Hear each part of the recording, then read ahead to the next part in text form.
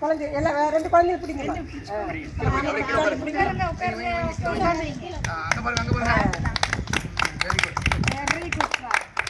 நீ பெரியவனாயே இங்க வந்து நானும் சேர்ந்துதான் வச்சேன்.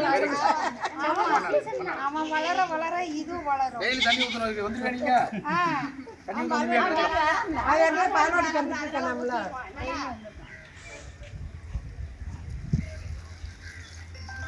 அண்ணாடி கண்டது காத்து வர